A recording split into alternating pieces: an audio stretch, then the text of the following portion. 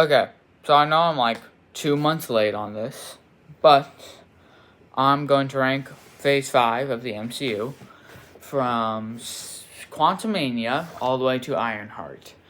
Except I won't rank Iron Groot. It was fine, but it is nothing like the rest of the MCU. It's just a bunch of like short stories, so I'm not gonna rank it.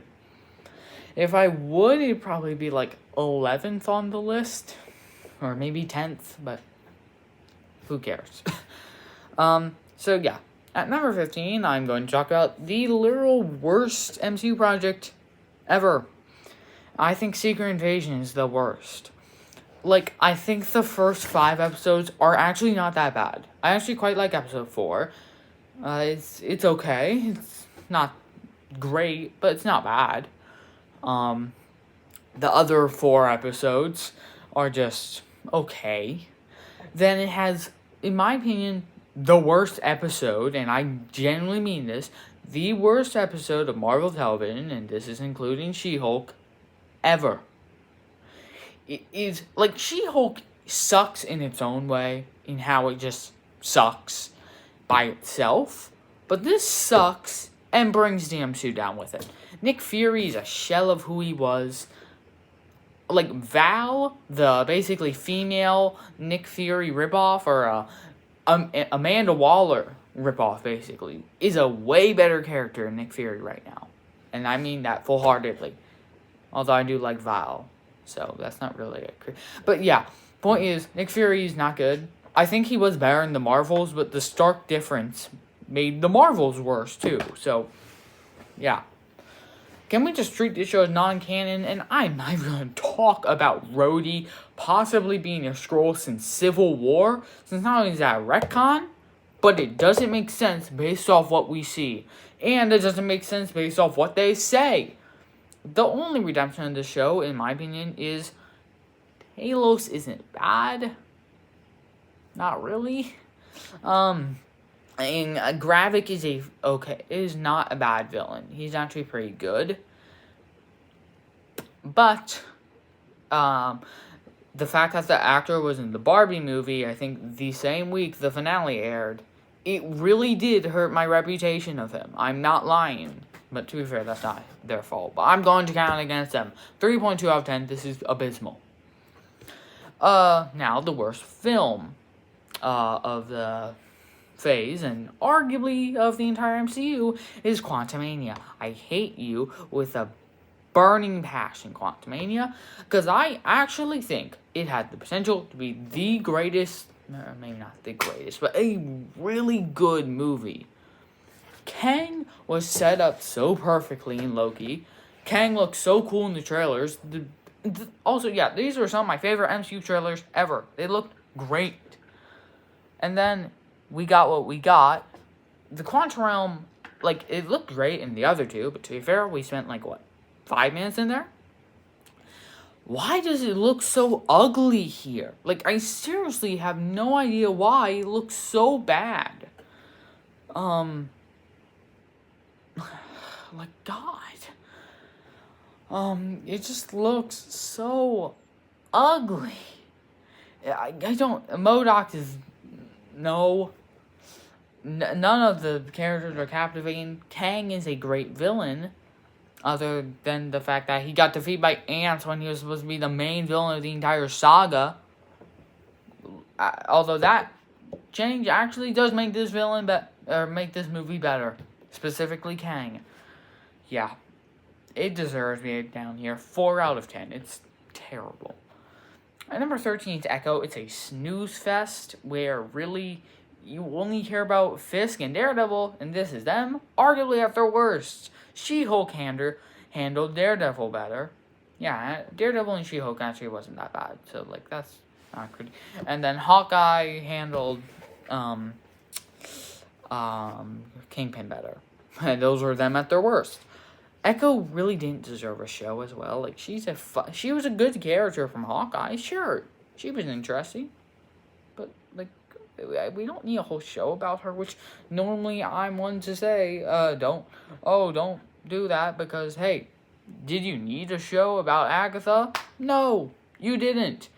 Did we need a show about Loki? No, we didn't. Were those two great shows? Yes, I'll get to them later on this list. So, yeah, overall, it's pretty bad. 4.8 out of 10. At number 12 is probably the most overhated MCU film, along with Brave New World.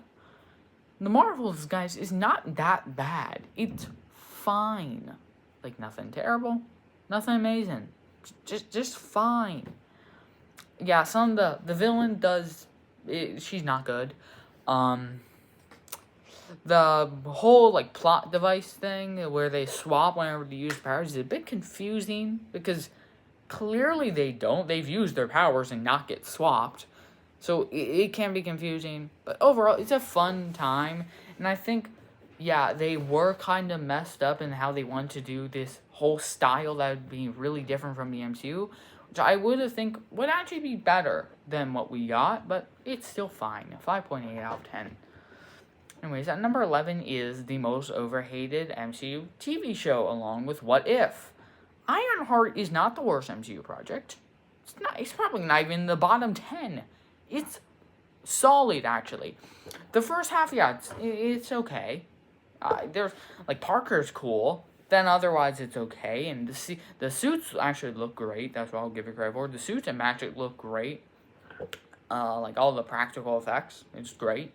Like, Riri, I think is a captivating character. Some of the side cast around her is pretty good. While I don't like the gang of, like, misfits or whatever in Parker's side, I actually think they're pretty bad characters. Parker himself is a good villain. Mephisto's dope. And yeah, the second half was pretty consistently good, having a solid finale that ended up being the best episode in the whole show. So, yeah, I feel like every episode got progressively better. Overall, it's like 6.5 out of 10. At number 10 is the, second most overhated show. It's not even, like, terrible. What If? Yeah. Here's my hot take. Season 2 is better than Season 1. It just flat out is. I mean, I think people, like, just randomly look at Season 1 and is like, well, yeah, it's a good season. And it's like, okay, then Season 2 is a good season because it's much better. Season 2 is way more consistent in how basically every episode's great. Other than, like, 1 is a good episode. 2 is a great episode. 3 is a fine episode. 4 is a great episode. 5 is a great episode. 6 is a great episode. 7 is a great episode. 8 is a great episode. Then it ends on a bit of a bummer of a finale. Yeah, Season 1, the only thing that it really did well over Season 2 was have a better finale. Season 3 is really just a slightly worse Season 1, where it has a lower high, but a higher low. Party Thor is still the worst episode of the entire show. Like, you gotta admit, What If Season 1 has the 3 worst episodes in the show, but also it's the 2 best. So I think that's why people look at it so highly. It's had these really high highs that, sure, Season 2 does have pretty high highs. I think it has one or two fantastic episodes, but it's not as good as Season 1's highs. And then Season 3 has a good high. It's a really great episode, the Emergence one, and it doesn't have that many lows, but for some reason people just are like, oh, well, no, it's bad. Season 3 is fine. Season 2 is actually pretty good. I would give Season 2 probably, like, at the number 9, number 8 spot on this list. But since Season 3 does drag it down a bit, I'm going to give it about a 6.9 or a 7 out of 10. Back to the most hated movie of all time. Like, honestly, Phase 5 may be the most overhated phase. It's overall good. I'll get to that later. Actually, no. Brave New World, I get the complaints, but, like, I don't care. Sam Wilson is pretty good. The leader, yeah, a bit of a disappointment. But the Red Hulk arc is honestly pretty great. And I get, like, the thing with the roof, but, like, that's not really their fault. There's behind the scenes reasons for that, but yeah. So, like, a 7.5 out of 10. At number 8 is Your Friendly Neighborhood Spider-Man. I've seen people say it's great, or even, like, a 9 out of 10. I don't think it's quite there, but I do think it's pretty darn good. I think every episode gets progressively better till it has a pretty great finale. I think the first 2 episodes are a bit but then after that, it's basically consistently good. So, yeah, 7.9 out of 10. Number 7 is Deadpool & Wolverine. It's kind of a nostalgia fest, although I will admit, I've not seen it. This is what I've heard. But yeah, it's pretty much a nostalgia fest from what I've heard and seen. Although I've kind of basically seen the movie, but not really. So I'm not going to rate it. I've heard it's an 8.4 out of 10. That's what I'm going to give it. Okay? At number 6 is Agatha All Along. I actually really like the trailers. I was hyped for the series because Agatha was a great part of WandaVision. So, guess what? When everyone's like, oh, this show's gonna suck. Hey, it turned out to be great and highly approved of. Guess who was not shocked? Me. Anyways. Yeah, Agatha's great. The first 3 episodes are a bit slow, but they're fine. Like, they're nothing bad. They're just fine. Then the next patch of 4 through 6 is actually pretty good. Then, in my opinion, 7, 8, and 9. Like, 7's a perfect episode. I love its non-linear storytelling. 8's a fantastic episode. Then 9's also a fantastic episode. It's a great finale, like a sort of epilogue that explains the rest of the series. Personally, I really like it, and it has some great twists and turns. Rio being death is also a good villain. I also like how they kept Agatha as a villain. Anyways, at number 5, this may be too low, is X-Men 97. I don't care if it's not MCU canon, I'm including it, okay? It's actually really great, except for one thing. I don't like episode 4, specifically Motendo. If Life Death wasn't there, which I like the Life Death arc, I actually think it's pretty fantastic, that would be a awful episode. I hate it. I do not like it at all. And it so ruins the flow of the season. Just make episode 4 something else. Do whatever you want. And just better than Motendo. Maybe have Life Death Part 1. Then you make Life Death Part 2, episode 5, so you build up tension to episode 6. And you know something bad's gonna happen, so the first, 20, 30 minutes where everything's good, you have this tension, so then when everything goes and explodes in episode 6, it's better. That would have given it probably 0.5, a whole 0.5. Also, I do have some critiques about the future Sentinels and how, okay, one could solo the entire X-Men team, but of course, Cable, Jean, and Cyclops can solo a whole Legion when a prototype knocked all of them out. Are you serious? Overall, I think it's a great series. Actually, a really great series. 9.2 out of 10. I just have a few critiques, and I think it could have been perfect, but it isn't. At number 4 is Thunderbolts. Yeah, this year has been a great year for comic book films. This is the second worst, in my opinion, but it's fantastic. Yeah, it really is so good. I love Bob. Bob is one of my favorite post-MCU characters. Yelena, I think, is better than Natasha, and is one of the best post-MCU characters. John Walker's great. Ghost is great. Red Guardian's great. Bucky's great. This is one of the best teams in the MCU. Has an amazing villain. It has a great message, too. And overall, I just love it a lot.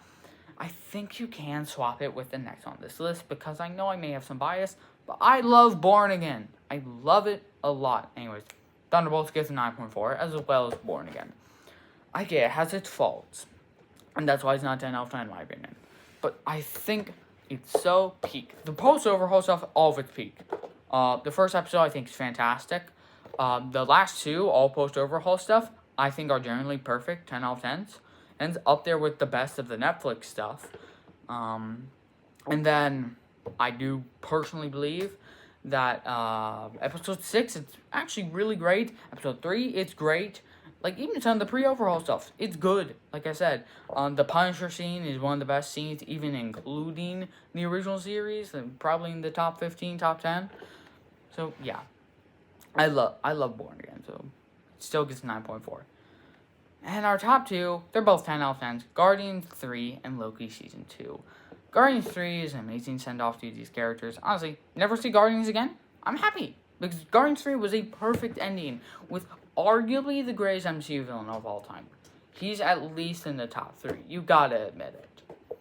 But Loki Season 2 is a masterpiece in my opinion. The finale is generally perfect.